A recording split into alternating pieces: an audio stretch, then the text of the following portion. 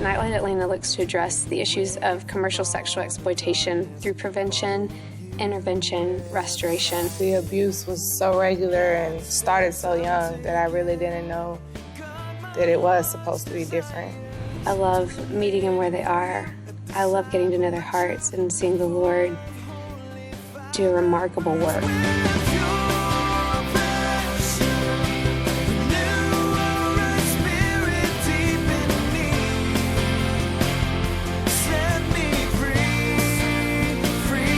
They're never too far. They're never not worth it to pursue. They were there to help you, introduce you to God, pray with you. Welcome to Pure Passion. My name is Stacia Freeman, and I'm your host for today's program. Atlanta, Georgia is one of the top cities for sex trafficking in America. So we decided to go there to find out what God is doing through the body of Christ to rescue its victims. One of the ministries that God is using is called Nightlight-Atlanta. So let's take a look at what they are doing to bring Christ into the midst of such darkness. Helping people who are broken and who are needy is the best way to minister to the Lord. Throughout my life, I found myself being drawn to people who were broken and people who were hurting and people who didn't have a voice. My mother was abusive in just about every way imaginable. And my father was bipolar, and so he was real unstable for most of my childhood. And while living with my mother, I was sexually abused, physically abused, mentally abused, and pretty much seemed like the kind of men that she was attracted to were the kind of men that were attracted to me for a long time. I didn't know anything about sex trafficking. I didn't know anything about anything, but I knew that these women were daughters of the King and that they didn't know that they were. The age that most of the abuse started that I know of was around age 4. This went on off and on until I was 6. And then her rights were permanently terminated. It's really funny when you grow up in the church, especially when you come from a legalistic background. You're always told that the worst people in the world were the prostitutes and the tax collectors. And I found out that the women that I met were some of the best people I'd ever met. They are passionate. They are deeply devoted to their families. They would do anything for their families. They love and serve extravagantly. Watching them worship God, it's one of the most beautiful things you'll ever see. Because they're coming from a place of being truly redeemed and restored by God. A lot of times I consider them my heroes, for the strength that they have and the love that they're willing to still give and the hope that they've never lost. It became normal. It felt pretty normal. The abuse was so regular and started so young that I really didn't know that it was supposed to be different. I remember I was scared a lot, and I used to put myself in these little fantasy worlds to kind of hide. And I'm a little sarcastic and loud, and I fit in great with those girls because they're funny and they're loud, and I felt at home with them, you know? So I knew I want to do this for the rest of my life. I don't know how and I don't know in what capacity, but I know that I want to do this. I love it. I love outreach. I love meeting them where they are. I love getting to know their hearts and seeing the Lord do a remarkable work in their lives. I spent a lot of time in and out of foster homes, in and out of shelters and group homes. And while in foster care, more abuse happened, more than once, with different families. And finally, after years, from I think 6 to 10 years of being moved around constantly, having no stability. Got put in institutions a couple of times for like behavioral problems and depression, which I don't think I really was depressed or anything. I just wasn't sure they had anywhere to put me at the times. So I spent a little time in mental institutions, which I don't think I needed to be there ever. And then my father finally gained custody back of me, and he did the best he could to help restore our lives and get us back to being normal. And he had a girlfriend that he had been living with for a couple of years that tried to keep him pretty stable and on his medicine, and but then he passed away when I was 11. After a little while, we came under the Nightlight umbrella. We were doing Nightlight anyway, and so we came under Nightlight, and Nightlight-Atlanta looks to address the issues of commercial sexual exploitation through prevention, intervention, restoration, and education. So prevention, the average age of entry into prostitution in the U.S. is between the ages of 11 and 14 years old. And so we're talking about middle schoolers. Risk factors for entry into prostitution is poverty, lack of education, parental neglect, conflict at home. The main risk factor for entry into prostitution is a history of childhood sexual abuse. Church kind of got ruined for me when I was in a foster home. I was living with this couple that was Christian, and they had pretty strict rules about not having sex until you're married, and would make me sit in my room and read the Bible for hours, even though I didn't understand. I think I was like 7 or 8. I didn't understand a word of what the Bible was saying.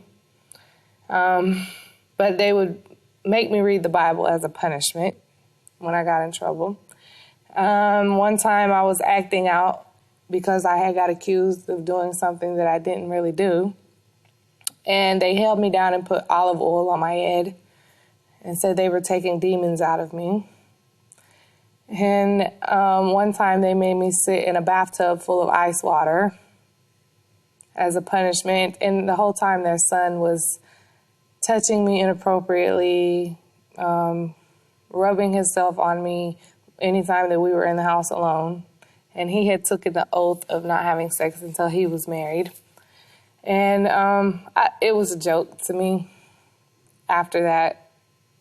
I was so hypocritical. It was crazy.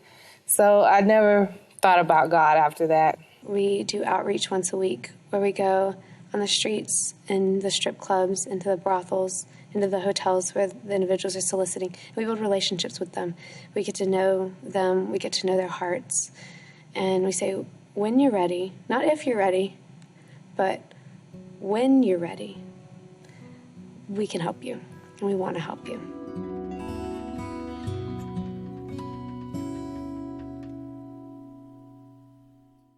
Daniel Walker spent years infiltrating the multi-billion-dollar global sex industry and has written an eyewitness account of what is really going on inside the brothels and bars of today's world. It's called God in a Brothel, an undercover journey into sex trafficking and rescue. It's an account of years of undercover investigation where hundreds of children and teens were set free from sex slavery and dozens of perpetrators were prosecuted for their horrendous crimes against humanity. To get God in a Brothel, just go to www.purepassion.us.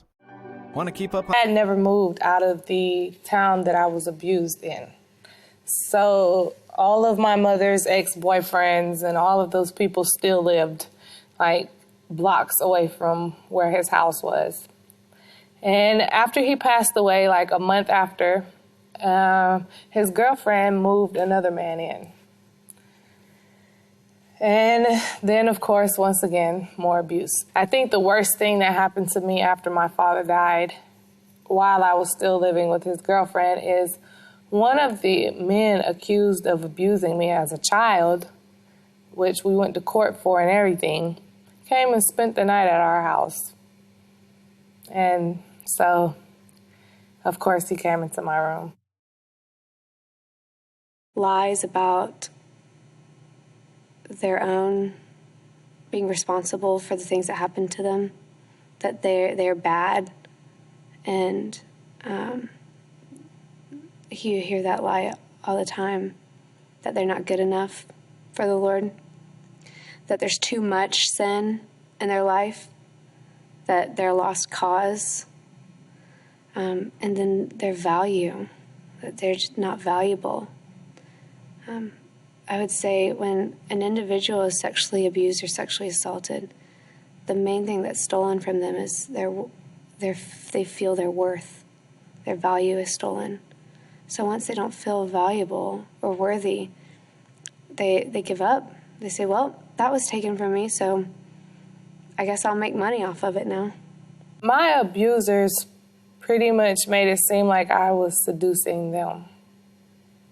And after a while, because it was more than one person, and it constantly kept happening, of course I would believe that. It had to be something I was doing if it was more. Now, if it was just one person, then maybe I would have believed that it wasn't my fault. But since it happened repeatedly and it seemed like no matter where I went, that type of a person got drawn to me. So yes, I believe that it was my fault. So I finally, at like 11 and a half, ran away from living with my stepmom. And I never went back. From that point on, I was staying the night at friends' houses, sneaking through windows before they had to go to school, or sneaking in and out. Sometimes staying with older men for a couple of days. Basically just staying wherever I could. I was pretty much homeless. And then by like 12 and a half, maybe 13, somewhere in there, I eventually learned that I could make money from doing what I was already doing to survive. And so the prostitution escalated from that. When I was in the city, I was walking around one day. I had just gotten into a fight with one of my boyfriends and kind of got kicked out. And I was walking down the street, and a Spanish man stopped me and asked me if I needed a ride, and I said sure. And when I got in the car, he offered me money in return for that. I guess he thought I already was working or something, I don't know. So I agreed. He paid for me a hotel room for the week, gave me a little lump sum of cash, and I got started from there.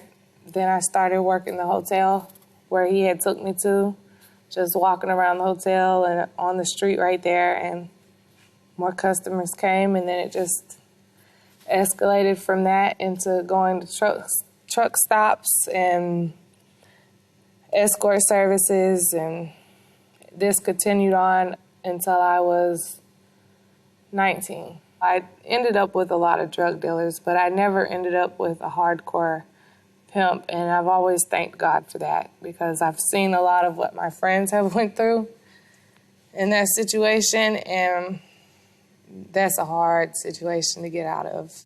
I've had a lot of bad experiences with pimps. I've even had one try to kidnap me one time. I think how I defended myself against them was that I always had a man around me, constantly. If he wasn't my boyfriend, he was one of the known drug dealers in the area.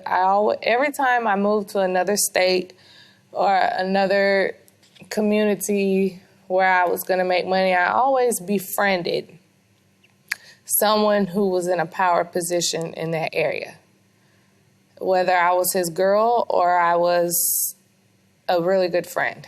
I've had violence bestowed upon me from people that I was seeing outside of paying customers, like boyfriends and guy friends. I've had a situation where I was riding down the street with this guy that I was just fooling around with. We weren't really serious, and he slapped me. So I pulled a knife out, and he used my knife to stab me in my shoulder. I had a really crazy boyfriend one time that was a lot older than me, and he was really abusive. So I fell into a lot of abusive relationships. I've been put in some pretty scary situations, but I guess God was with me the whole time because I never got seriously hurt. I learned not to do hardcore, like crack cocaine or meth and stuff like that because, like I said, half the time that I was in the streets, I befriended and dated drug dealers. So I seen the type of clientele that would come to them and what they were doing and how they looked and how they were dressed and how they smelled. And it wasn't what I wanted to look like or how I wanted to be known in the community. I had this hardcore facade of like, I'm a gangster and I would rob people and do stuff like that. So I think that that's pretty much what saved me from the drug phenomenon. And then I was a control freak. I think that that's the main reason I wanted to be a prostitute so bad, because I had control over who I gave my money to, who I didn't give my money to, what I spent my money on. I had control over who touched me and who didn't touch me. I had control over who left and came into my life in most situations. I just was in total control. Nobody was taking anything from me anymore that I wasn't giving them.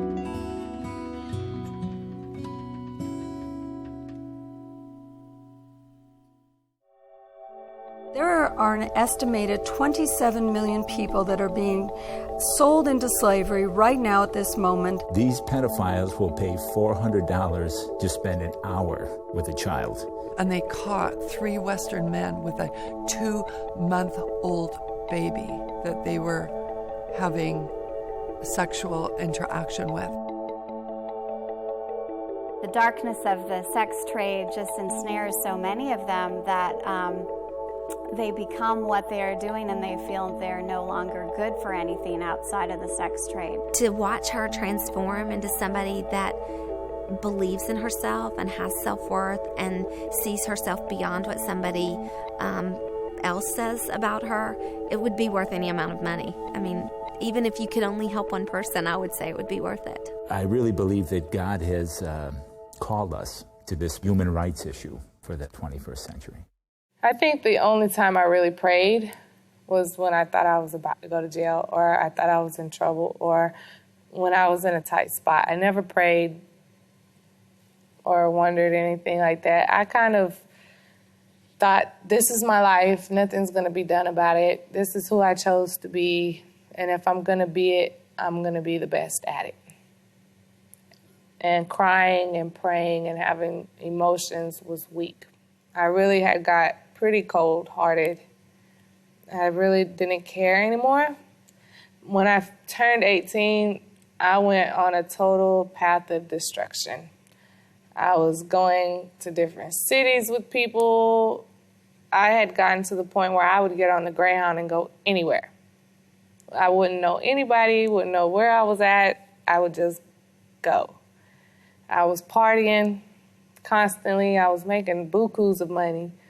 I was just a down hard party girl. That's all I would do, is make money and party, make money and party. And then I met my children's father around that time. And I think God kind of put him in my life. When we do outreach, outreach is really fun. A lot of times, if you have the great gift of gab, it works out well for you when you're doing outreach. Asking the girls about themselves, about their hair, about their nails, asking them about their children. That'll get anybody talking, because they're proud of their children. And so we get to know who they are, what makes them excited, what makes them sad. As we get to really know them and they get to trust us, then we really get to dig into some of their stuff. Even in a short time period, the Lord can reveal himself. And so we always offer prayer, always. One girl, we were in the strip club, and she was telling me that she was upset about her mom moving away. And so I said, well, let's just see what the Lord has to say about that. And so I prayed with her, and she was weeping in the middle of the strip club with the music, dun, dun, dun, dun, you know. But the Lord is everywhere. There's nowhere that's too dark for the Lord to be. And it's remarkable to see him show up in the darkest places and the scariest places. He's not afraid to go there. And so we just follow where he is. Then I met an organization called Kids Club, which would come out and minister to the children in the hotel that we were living at. And I just so happened to have my children on the playground that day. And I talked to one of the women that volunteered for Nightlight, or that was in an organization called Nightlight. At the time, I wasn't sure what she was doing.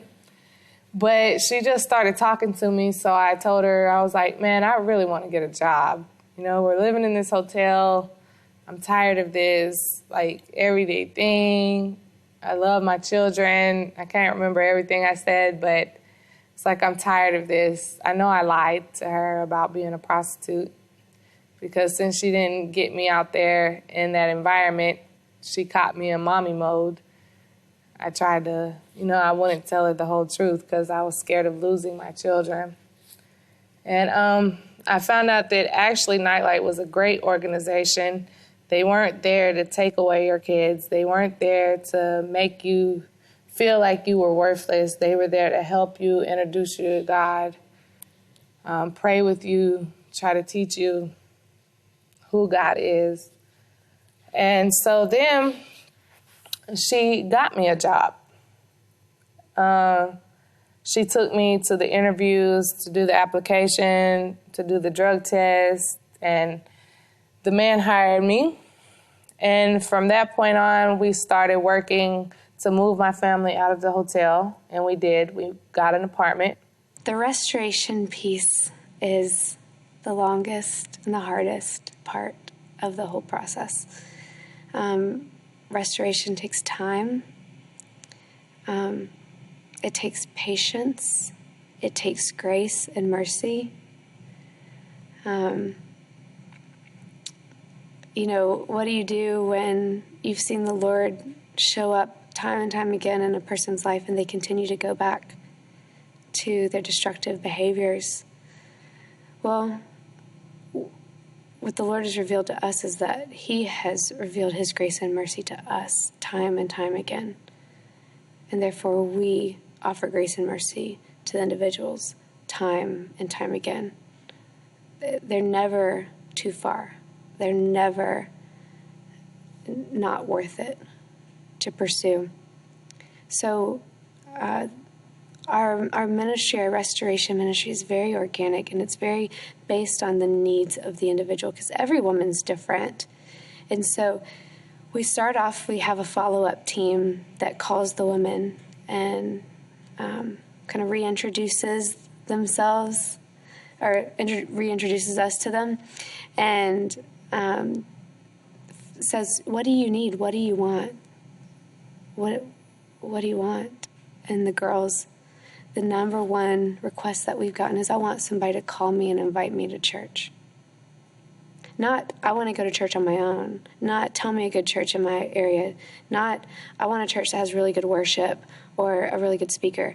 I want somebody to call me and invite me to church. So we start our mentor program, where we pair an individual in the sex industry with a mentor.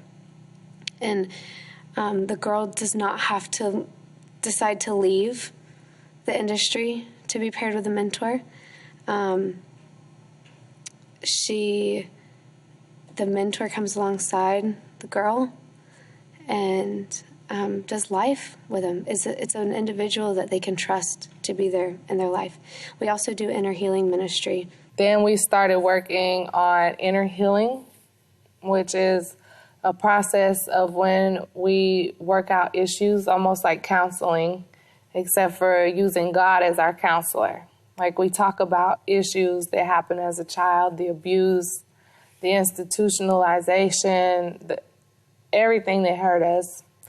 And we relax and ask God, where were you in this? And he reveals himself, and we say what we saw, And then all the judgments that we placed on other people, all the hurt that was caused to us, and even hurt that we caused to others, we place it at the cross and ask God to give us back what was stolen from us. And going through inner healing sessions over that 6-month period, during that time, a lot of healing took place. I learned the true meaning of God.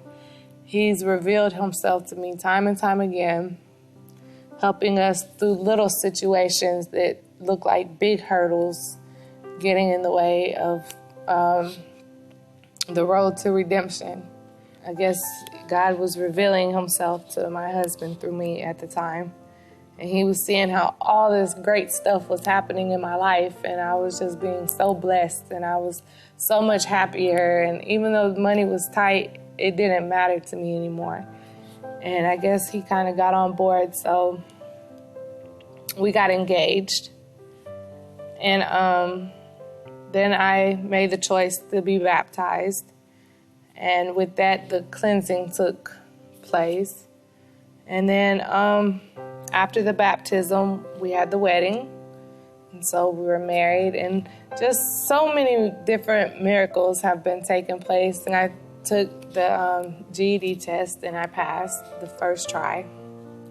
And now I'm on my way to college in the next couple of weeks. So God has done some pretty miraculous things in my life.